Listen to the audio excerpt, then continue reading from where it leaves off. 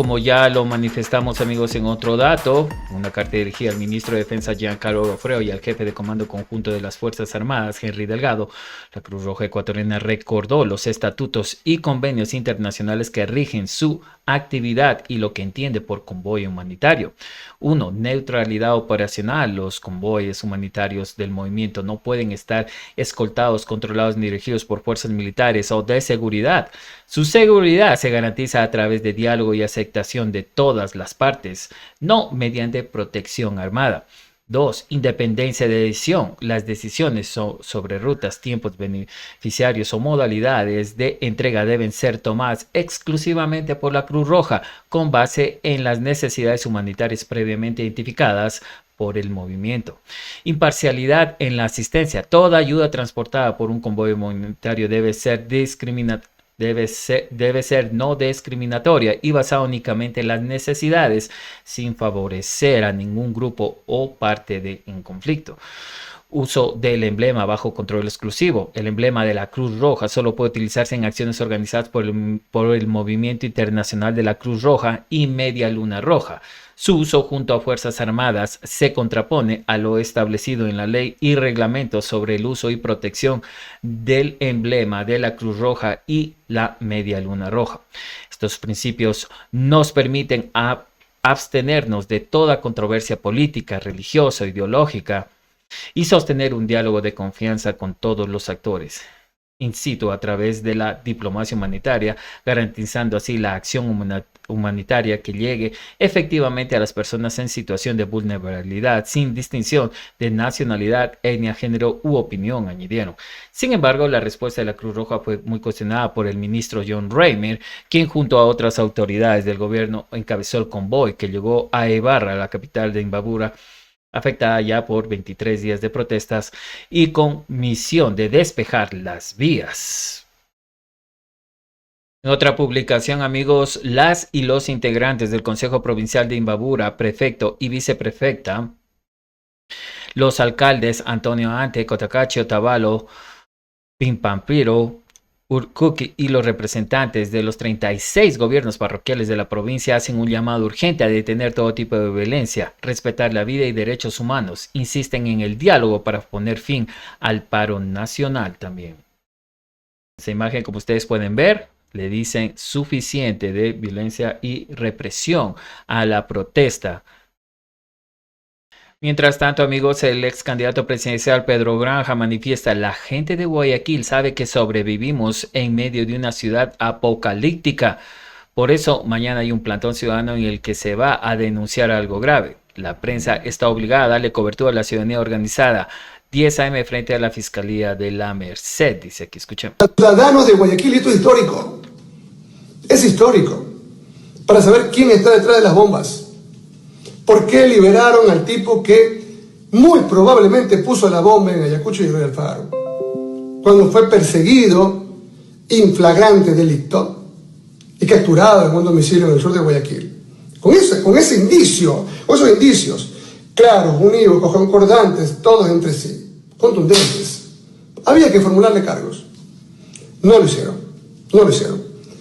El fiscal dijo: no, yo no acuso, y entonces el fiscal provincial del Guayas, René Astudillo, dijo: yo tampoco creo que hay que acusar.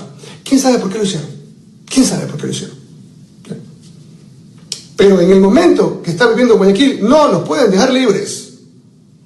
Aquí, o defienden los intereses de la ciudadanía, de la gente decente, de la gente que está siendo vacunada. Almendros, van a denunciar. Ciudadanos de Guayaquil, esto es histórico. La viceprefecta también de Imbabura, Paulina Berta-Cure, manifiesta y pidiendo por la vida de José Guamán que se debate entre la vida y la muerte de otra víctima de los enfrentamientos. Nos hubiese gustado un desenlace humanitario del convoy del gobierno, dice Paula Berta-Cure, viceprefecta de Imbabura, sobre el paro de la CONAE. Primeramente quiero empezar expresando mi más sentida solidaridad frente a las pérdidas humanas que tenemos luego de estos días de grave conmoción nacional. Por Efraín Suárez, también Rosa Paqui, que hemos también una muerte que se ha tenido desde el hermano pueblo de Saraguro, y también pidiendo por la vida de José Guamán, que se debate entre la vida y la muerte, otra víctima más de los enfrentamientos del día de ayer. Respecto al convoy, tengo que decir como viceprefecta de la provincia y también como ciudadana imbabureña y ecuatoriana que nos hubiese gustado que este convoy hubiese tenido un desenlace humanitario, pero efectivamente lo que hemos podido ver a través de todos los medios es unos enfrentamientos sin nombre. Yo no dudaría en decir que es el más cruel, el más feroz enfrentamiento que ha vivido la población en Imbabura y concretamente el pueblo quichua Otavalo en toda la historia republicana del Ecuador. Sí es, amigos, según en la información, José Guamá fue declarado muerto, pero volvió a la vida y lucha por sobrevivir. La noche del lunes, en medio de los enfrentamientos registrados en la provincia de Imbabura, José Alberto Guamá Izama, de 30 años, resultó gravemente herido tras recibir un impacto de bala en el pecho. El hecho ocurrió durante los disturbios provocados en el cantón Otavalo. Guamá, oriundo de la parroquia San Rafael, comunidad de Carichiro, fue trasladado de emergencia al Hospital San Vicente de Paúl, donde los médicos confirmaron su fallecimiento debido a la gravedad de las heridas. Familiares y amigos comenzaron entonces a difundir la noticia de su muerte. Sin embargo, minutos después se conoció un giro inesperado tras haber sido declarado clínicamente muerto por aproximadamente 5 minutos. José Alberto Guamá logró recuperar signos vitales y actualmente se encuentra en estado crítico luchando para sobrevivir en la unidad de terapia intensiva del mismo hospital. Hasta el momento no existe un pronunciamiento oficial de parte de las Fuerzas Armadas ni el Ministerio del Interior, dice amigos, sobre las circunstancias en las que fue herido. También organizaciones y familiares exigen una investigación exhaustiva y respeto al derecho a la vida y a la integridad personal, amigos de los protestantes. Otro dato también, amigos, les comentamos que según en un comunicado de la alcaldía de Otavalo, manifiestan, esto fue publicado el día de hoy, de que Otavalo logra avances en el diálogo. Dice, la alcaldía de Otavalo informó que tras una jornada intensa de conversaciones entre líderes indígenas y el gobierno se alcanzaron los primeros acuerdos para restablecer la paz y el trabajo en el cantón. 7 jóvenes y 2 adultos mayores fueron detenidos durante el día regresaron con sus familias. Las mesas de diálogo continúan hoy miércoles 15 de octubre al mediodía para revisar los planteamientos presentados al Ejecutivo.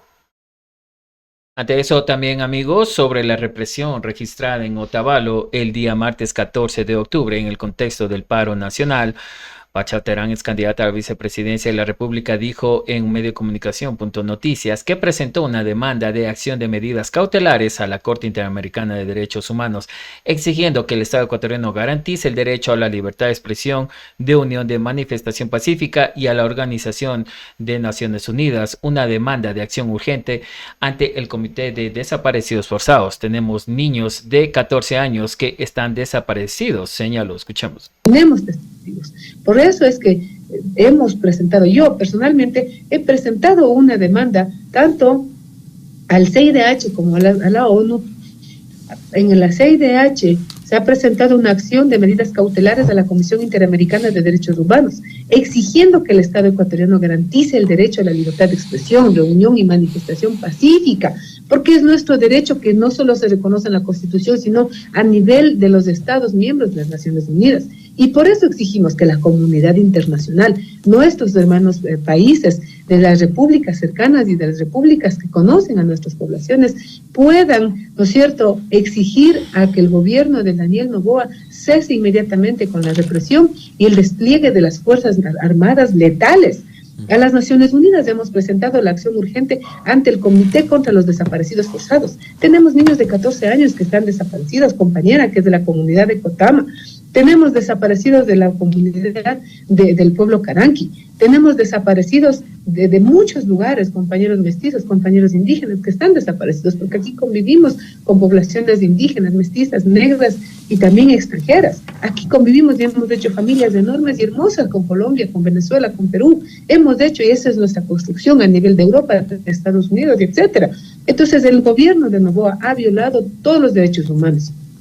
Esto se tiene que saber a nivel de todo el mundo y por eso se han presentado estas denuncias. Y tenemos los casos de las familias de grave situación. Y como les decía, estos 21 dispararon aquí en Europa desde las 4 de la mañana sin que nadie se encuentre en las calles de la E35. Nadie estuvimos a las 4 de la mañana. Habían 2 o 3 personas que fácilmente podrían haber sido dispersadas y limpiados, como ellos quieren decir. Pero eso no ocurrió. Dispararon provocando a que las personas salgan por miedo, por una parte porque no sabíamos qué está ocurriendo, pero después también ya nos empezaron a disparar al cuerpo y a perseguirnos, y es por